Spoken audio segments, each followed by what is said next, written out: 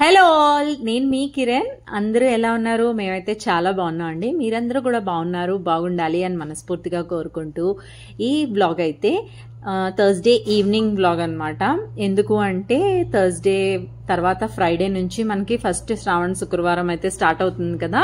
So అందుకోసం అని చెప్పి బయటికి వెళ్ళి కొంచెం పూలు పండ్లు తెచ్చుకుందాం పూజ కోసం అని చెప్పి నేను వెయిట్ చేస్తున్నాను మా హస్బెండ్ కోసం. అండ్ అలానే ఆ రోజు ఈవినింగ్ నుంచి లేడీస్ అంటే మనం మార్నింగ్ నుంచి నైట్ వరకు కూడా అసలు ఖాళీనే ఉండదు మనకి.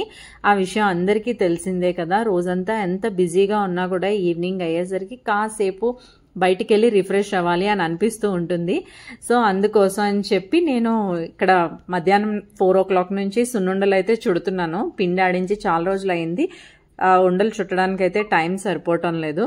సో ఈరోజు ఫైనల్లీ టైం తీసుకొని ఇవి సున్నుండలు చుట్టేసి బాక్స్లోకి ఎత్తి పెట్టేస్తే పిల్లలకి స్కూల్లో కూడా లంచ్ బాక్స్లోకి ప్యాక్ చేయడానికి స్నాక్స్లా బాగుంటుందని చెప్పి వెయిట్ చేస్తున్నాను.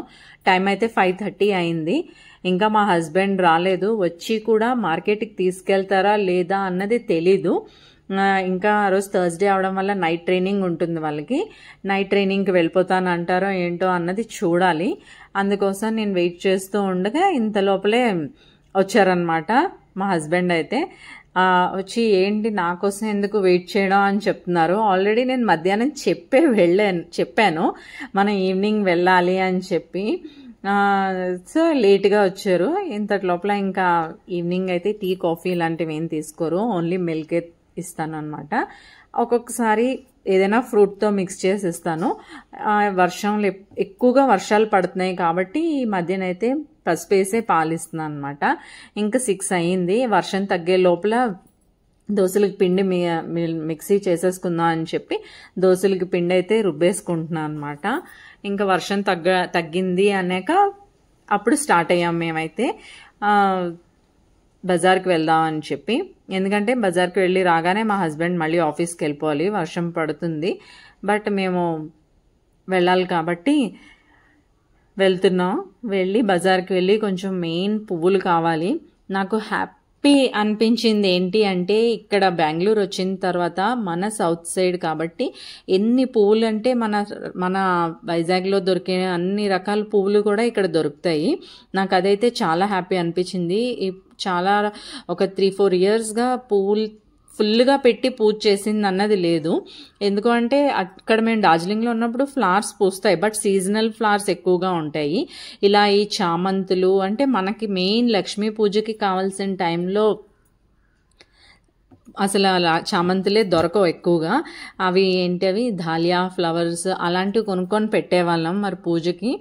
ఇంక ఇక్కడైతే మల్లెపూలు కానీ సంపంగి పువ్వులు అన్ని రకాల పువ్వులు దొరికినాయి. మాకు చాలా హ్యాపీ అనిపించింది. అంటే పువ్వులు నిండుగా ఉంటేనే పూజ ఫుల్ఫిల్ అయినట్టుగా నాకైతే అనిపిస్తూ ఉంటుంది. సో దొరికిన పువ్వులన్నీ కొనేసుకొని ఇక్కడ చాలా బాగున్నాయి. ఫ్రెష్గా కూర్చొని అప్పటికప్పుడే మాల కడుతున్నారు వీళ్ళు కూడా. సో ఏమేమి కావాలో అన్ని రకాల పువ్వులు కొనేసుకొని ఇంకా ఫ్రూట్స్ అన్నీ కొనేసుకొని ఇంకా మా హస్బెండ్తో వెళ్ళామంటే ఇంకా కంగారు పెట్టేస్తూనే ఉంటారు. సో ఇంటికైతే వచ్చేసాం. ఈ లోపల అవకాడోస్ ఉన్నాయి. ఇవైతే మా హస్బెండ్ ఆఫీస్ దగ్గర చెట్టుకు కాసిన అవకాడోస్ అనమాట. ఎంతైనా ఆర్గానిక్ తినాలని మనకి ఎవరికి ఉండదు చెప్పండి. ఈ ఆర్గానిక్ అవకాడోస్ దొరికాయి అనగానే ఇంకా దాంతో పరాటాలు చేసేద్దాం అని చెప్పి డిసైడ్ అయ్యాను. నేను ఎప్పుడు కూడా రోటీస్ చేస్తే నైట్ ఎప్పుడు మ్యాక్సిమం మేము రోటీస్ తింటాము. ఆ రోటీస్లో ఏదో ఒక వెజిటేబుల్ యాడ్ చేస్తే నేను చేస్తాను అనమాట. ఈ రోజు అయితే నేను అవకాడోతో పరాటా చేస్తున్నాను. అందుకోసం అని చెప్పి అవకాడో అసలు ఏం టేస్టే ఉండదు మనకి. బటర్ ఎలా ఉంటుందో అలా ఉంటుంది. సో అందుకోసం అని చెప్పి మిక్సీ జార్లో జీలకర్ర, పచ్చిమిర్చి, కొంచెం ఎండు కొబ్బరి, జీలకర్ర, వెల్లుల్లి ఉంటే వెల్లుల్లి కూడా వేసుకోవచ్చు. వెల్లుల్లి వేసుకొని అది ఫస్ట్ గ్రైండ్ చేసేసుకున్నాను. కరివేపాకు కూడా వేసాను. ఎందుకంటే ఎక్కువగా కరివేపాకు వేసేస్తే ఎలాగో ఒకలా పిల్లలకి ఇంటేక్ వెళ్ళాలి బాడీలోకి అని చెప్పి నా మెయిన్ కాన్సెప్ట్ అనమాట. మనం మామూలుగా కూరల్లో వేసేస్తే వాళ్ళు పక్కన తీసి పడేస్తారు. సో ఇలా చేసి పెట్టేసాం అనుకోండి పౌడర్ లాగా అయిపోతుంది కాబట్టి వాళ్ళు తీసే ఛాన్స్ ఉండదు, వాళ్ళ బాడీలోకి వెళ్ళిపోతుంది. పిల్లలకే కాదు మనకి హెయిర్ గ్రోత్ కూడా చాలా మంచిది. అలానే ఈ అవకాడోస్లో కూడా మనకు తెలిసిందే చాలా హెల్త్ బెనిఫిట్స్ అయితే ఉన్నాయి. ఇందులో మెయిన్గా వైటమిన్ ఈ ఉండడం వల్ల మన హెయిర్ గ్రోత్కి చాలా హెల్ప్ అవుతుంది. అలాగే స్కిన్ కూడా గ్లోయింగ్గా ఉంటుంది. ఇందులో ఫైబర్ ఉండడం వల్ల డైజెషన్కి బాగా హెల్ప్ చేస్తుంది. మన గట్ హెల్త్కి చాలా మంచిది. అండ్ హై హెల్త్కి కూడా చాలా అంటే చాలా బెనిఫిట్స్ ఉన్నాయి. హార్ట్ హెల్త్కి కానీ బ్రెయిన్ బూస్టర్ అని చెప్పొచ్చు ఈ అవకాడో అనేది. అందుకోసమే అసలు బయట కొనుక్కొని తెచ్చుకున్నా చెట్టుకి తెంపుకున్నా కూడా అందులో ఉండే పల్ప్ని అస్సలు వేస్టేజ్ చేయొద్దు. మొత్తం స్పూన్తో తీసి ఇలా పెట్టి స్మాష్ కూడా చేసేయచ్చు. ఒకసారి మిక్సీ వేసేసుకుంటే ఏంటంటే మెత్తగా అయిపోతుంది రోటీస్లోకి కదా. సో ఇలా పేస్ట్ అయిపోయిన తర్వాత ఇంకా పిండిని రెడీ చేసేసుకోవడమే. ఇంకా గోధుమ పిండి తీసుకొని నేనైతే మల్టీగ్రెయిన్ గోధుమ పిండే వాడతాను. మల్టీగ్రెయిన్ గోధుమ పిండిలో ఈ పేస్ట్ వేసేసి ఏదైతే అవకాడో ప్యూరీలా రెడీ చేసుకున్నాం కదా పేస్ట్ లాగా అది వేసేసి కొంచెం సాల్ట్, సరిపోకపోతే సాల్ట్ వేయండి. నేనైతే సాల్ట్ అండ్ ఆయిల్ అనేది చాలా తక్కువ కన్జ్యూమ్ చేస్తాం మేమైతే, చాలా తక్కువ.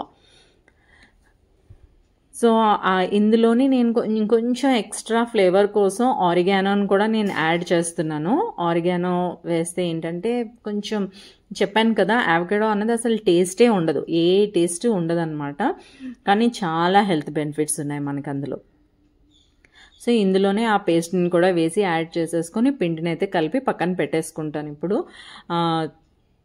ఇది కాసేపు ఒక హాఫ్ అన్ అవర్ అలాగా పక్కన పెట్టేసుకుంటే మనకి ఈ పరోటాస్ అయితే ఉంటాయి. చేస్తున్నంతసేపు ఇల్లంతా మంచి స్మెల్ వస్తుంది. ఇంకా ఎంత మంచి ఫ్లేవర్ అంటే మా పిల్లలైతే ఎంతో ఇష్టంగా తింటారు. మా పిల్లలే కాదు మా హస్బెండ్ కూడా చాలా బాగున్నాయి అని కాంప్లిమెంట్ అయితే ఇచ్చారు. అసలు వేస్టేజ్ చేయొద్దు. పిండి కలిపేసుకొని మూత పెట్టేసి పక్కన పెట్టేసుకోండి. ఈ అవకాడోస్ ఎక్కడ దొరికినా కూడా అస్సలు మిస్సే కావద్దు. జ్యూస్ లాగా చేసుకొని తాగొచ్చు, ఇంకా రోటీస్లో పెట్టుకోవచ్చు, శాండ్విచ్ టోస్టర్ లాగా కూడా తినొచ్చును. ఇంక ఇప్పుడైతే స్టడీస్ టైము, కాసేపు వీళ్ళని చదివించాలి. వీళ్ళని చదివించి ఈ లోపల పిండి అయితే నానుతూ ఉంటుంది. కొంచెం మా చిన్నోడు మాట వినడనమాట, సతాయిస్తూ ఉంటాడు.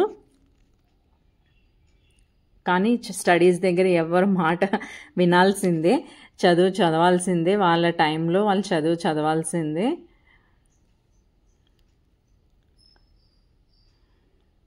ఇంక ఇప్పుడు వీళ్ళైతే చదువుతూ ఉన్నారు.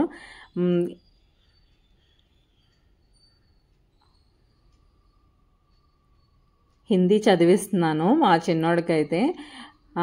వచ్చినవే తప్పులు రాస్తూ ఉంటాడు. అన్నీ వచ్చేసని చాలా ఓవర్ కాన్ఫిడెన్స్తో ఉంటాడు, తప్పులు రాస్తూ వస్తూ ఉంటాడు. ఇప్పుడైతే ఇంకా డిన్నర్ టైం అయిపోతుందని చెప్పి నేను రోటీస్ చేసేద్దామమ్మని కిచెన్లోకి వెళ్ళి వాళ్ళకి వర్క్ ఇచ్చి నేను రోటీస్ చేస్తున్నాను అనమాట. ఇప్పుడైతే చూసారు కదా ఆరిగానో అవి బాగా కనిపిస్తున్నాయి మనకి. అండ్ అలానే టేస్ట్ కూడా చాలా బాగుంటాయి. అంటే మెత్తగా, అంటే అవకాడో అంటేనే బటర్ ఫ్రూట్ కదా, బటర్ లాగా బటర్ వేస్ట్ చేస్తే ఎలా ఉంటుందో అలా చాలా స్పంజీగా ఉంటాయి అన్నమాట. ఇంకా రోటీస్ అయితే ఎక్సలెంట్. నేనైతే ఆలివ్ ఆయిల్తో కొంచెం ఒక్క డ్రాప్ అంటే డ్రాప్లా వేసి నేనైతే కాలుస్తాను అనమాట. ఎక్కువ ఆయిల్ నేను కన్జ్యూమ్ చేయాలని అనుకోను. సో ఇలా రెండు వైపులా కాల్చుకున్న తర్వాత మనం హాట్ బాక్స్లోకి తీసేసుకొని అన్ని రోటీస్ అలా కాల్చేసి హాట్ బాక్స్లోకి తీసుకొని సర్వ్ చేసుకోవడమే.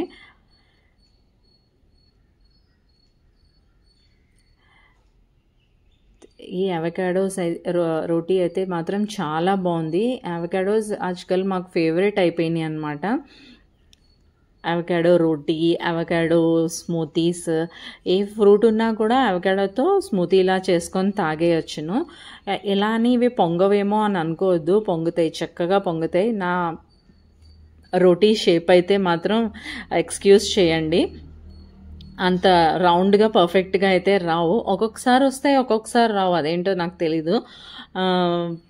సో ఇక్కడైతే ఇంకా మధ్యాహ్నం పప్పు ఉంది, అలానే కాలీఫ్లవర్ బీట్రూట్ కూర కూడా ఉందన్నమాట మధ్యాహ్నంది. సో ఇంక ఈ రోటీస్ అయితే దాంతో మేము లాయించేస్తున్నాము. మధ్యాహ్నం పప్పు ఆనపకాయ వండాను, దాంతో పాటు తినేస్తే ఇంకా డిన్నర్స్ అయితే ఫినిష్ అయిపోతాయి. నెవర్ ఎండింగ్ టాస్క్ మనకైతే మాత్రం. ఎందుకు అంటే అలా చేస్తున్న కొద్దీ పని వస్తూనే ఉంటుంది. మా హస్బెండ్కి కూడా చాలా నచ్చినాయి, చెప్పాను కదా చాలా బాగున్నాయి అని అన్నారు. ఇంకో 2 ఎక్స్ట్రా ఇవ్వు కిరణ్ అని కూడా అన్నారు. వేసాను మళ్ళీ ఇంకో 2 ఎక్స్ట్రా. మా పిల్లల రియాక్షన్ చూసి మీరు అనుకోవద్దు వాళ్ళకి నచ్చలేదు అని. వాళ్ళు ఏంటంటే కెమెరా నేను ఆన్ చేయగానే వాళ్ళ ఫేషియల్ ఎక్స్ప్రెషన్స్ మారిపోతాయి అన్నమాట. నేను ఏమంటానా ఏంటో అనే భయంతో వాళ్ళు అదోలాగా చెప్తూ ఉంటారు. కానీ టేస్ట్ అయితే చాలా బాగుంది, ట్రై చేయండి తప్పకుండా. చెప్తున్నాను కదా, ఎంత స్మూత్గా ఉన్నాయంటే చాలా స్మూత్గా ఉన్నాయి, మెత్తగా ఉన్నాయి. చాలా టేస్ట్ కూడా చాలా బాగుంది. ఎప్పుడు ఆలూ పరోటా అలానే కాకుండా సమ్టైమ్స్ మనం అవకాడో పరోటాస్ కూడా ట్రై చేయొచ్చు అని నేను అనుకుంటూ ఉంటాను.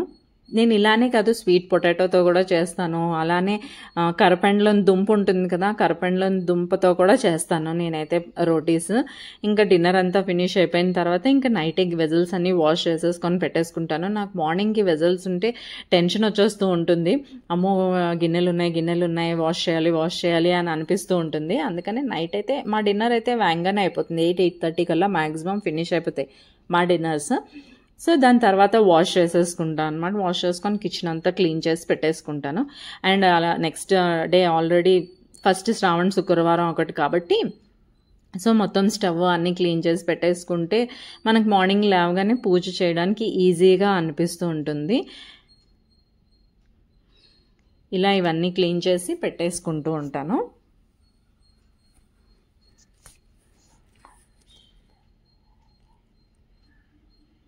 అండ్ అలానే బజార్ నుంచి తెచ్చిన ఫ్రూట్స్, పువ్వులు, పళ్ళు, ఆకు చెక్క ఇవన్నీ కూడా రెడీగా ఒక ట్రేలో పెట్టేసుకుంటున్నాను. ఎందుకు అంటే మార్నింగ్కి కొంచెం ఈజీగా ఉంటుంది కదా, మనకి ఏది ఎత్తుక్కొని అవసరం లేదు. ఏమేమి తెచ్చామో అన్నీ ఒక ప్లేట్లో పెట్టేసుకొని రెడీగా పెట్టుకుంటే పూజ చేసుకున్నప్పుడు మనకి ఇంకా తడుముకొని అవసరం లేదు, అన్నీ అందుబాటులో ఉండేటట్టుగా కనిపిస్తూ ఉంటాయి. అలా రెడీ చేసి పెట్టేసుకొని ఇంకా నైట్ రొటీన్ ఉంటుంది కదా, డ్రై ఫ్రూట్స్ నానబెట్టడం కానీ, చియా సీడ్స్ నానబెట్టడం కానీ ఇవన్నీ కూడా ఉంటాయి. సో అవన్నీ కూడా నానబెట్టేస్తే నైట్ ఫినిష్ అయిపోతుంది మన ఈవినింగ్ రొటీన్ అనేది. ఎప్పుడు కూడా నా ఈవినింగ్ రొటీన్ అనేది ఇలానే ఉంటుంది. అందరిలానే కామన్గానే పిల్లల్ని చదివించుకోవడం, నైట్కి డిన్నర్ ప్రిపేర్ చేసుకోవడం, ఇంకా నైట్ క్లీన్ వెజల్స్ అన్నీ వాష్ చేసుకోవడం, ఇంకా కిచెన్ క్లీన్ చేసుకోవడం, ఇదే ఉంటుంది నా రొటీన్ కూడా. సో వరలక్ష్మి వ్రతం ఫస్ట్ వారం కావడంతో ఇంకొంచెం బజార్కి వెళ్ళి ఫ్రూట్స్, పళ్ళు అన్నీ తెచ్చుకోవడం, ఇది ఒకటి కొంచెం ఎక్స్ట్రా అయింది అంతే. సో ఇంకా నైట్ చేయాల్సిన పనులు ఉంటాయి కదా, ఇంకా డ్రై ఫ్రూట్స్ అవన్నీ నానపెట్టేస్తే ఇంక ఇక్కడతో మన నైట్ రొటీన్ ఫినిష్ అయిపోతుంది అనమాట. పిల్లలు ఎంతవరకు చదివారు ఏంటి అన్నది చూసుకొని ఇంకా పడుకుని పోవడమే. మా పిల్లల స్కూల్స్ అయితే మాత్రం ఎర్లీ మార్నింగే లేవాల్సి ఉంటుంది. ఎందుకంటే 6:30 కల్లా వాళ్ళు బస్సులో కూర్చోవాలి. 6:30కే బస్ స్టార్ట్ అయిపోతుంది, 7 o'clockకే స్కూల్ స్టార్ట్ అయిపోతుంది. కాబట్టి ఇది నా evening routine. Thank you so much for watching.